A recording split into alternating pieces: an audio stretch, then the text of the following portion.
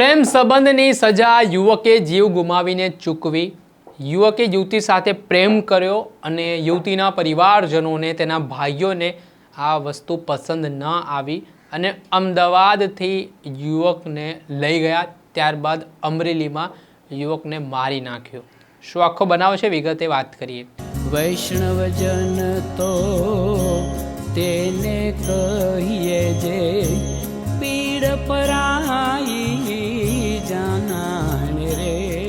દર્શક મિત્રો, નવજીવન ન્યૂઝમાં આપનું સ્વાગત છે। હું છું ફૈઝાન।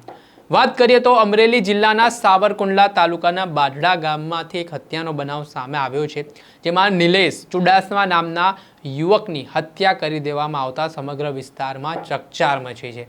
હવે આ ઘટનામાં નિલેશનો વાંક એટલો હતો કે તેણે તેના જ ગામમાં રહેતી એક યુવતી સાથે પ્રેમ કર્યો।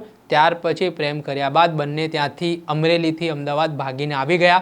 લિવ ઇન રિલેશનશિપમાં રહેતા હતા।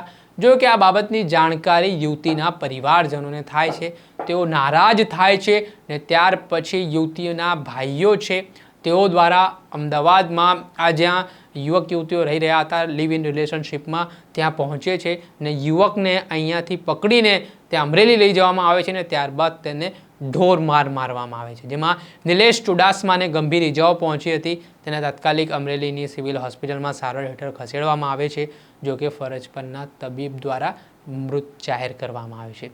આ ઘટનાથી નિલેશ ચુડાસમાના પરિવારજનો ભાંગી પડ્યા છે। મારું નામ લાલજી નંદેરા છે। કઈ જગ્યા રહ્યો ભાઈ? હું બારડા ગામનો રહેવાસી। તમારા ભાઈની સાથે હત્યા થઈ છે, કેવી રીતે થઈ છે ને શું લેવા થઈ છે?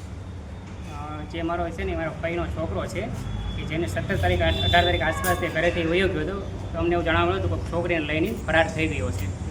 પછી જે છોકરીને લઈને ગયો હતો એ સમાજના લોકોએ અમને જાણ કરી હતી કે આવી રીતના હોય, અમને કોઈ બારામાં કોઈ જાણ નહોતી અને એ લોકો વારંવાર આવતા હતા અને અમને ધમકીને એવું આપતા હતા, અમને કોઈ જાણ હતી નહીં। પછી ગઈકાલે સાંજે એ છોકરાને એ લોકો મારી અને ખેતરમાં નાખી અને વ્યાઈ ગયા હતા, જેની ગ્રામજનોએ અમને જાણ કરી। એટલે અમે એ લોકોને ઘરે લઈ આવ્યા છોકરાને। તો ઘરે લાવી અને એને પૂછ્યું કે શું થયું, તો એને કીધું કે મને ઢોર મારવામાં આવ્યો છે અને મારથી હું બોલી નથી શકતો અને મારથી કંઈ રેલાતું નથી એમ।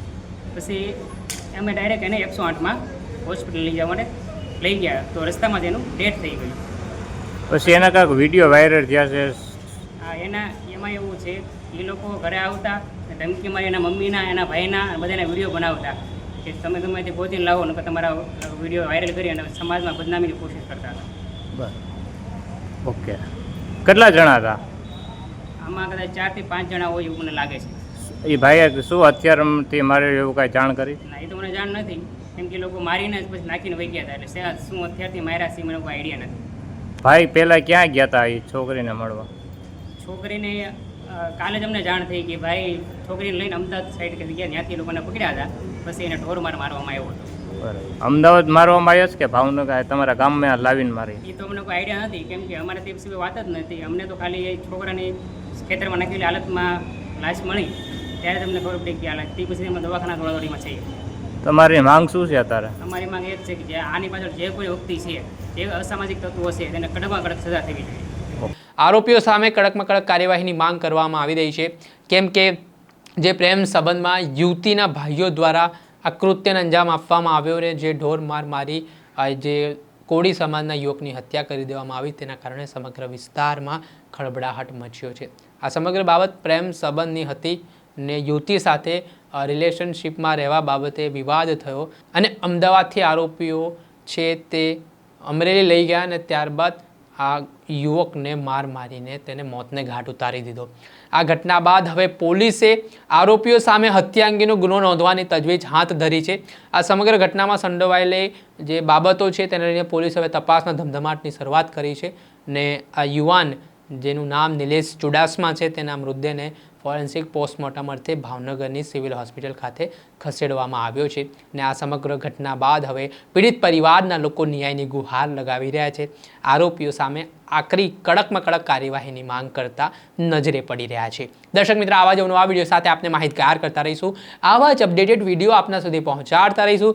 એટલે તમે નવજીવન ન્યૂઝના હિસ્સા બનવા માટે આ ચેનલને લાઇક કરી લો, સબસ્ક્રાઇબ કરી લો અને શેર કરવાનું જરા ભૂલતા નહીં।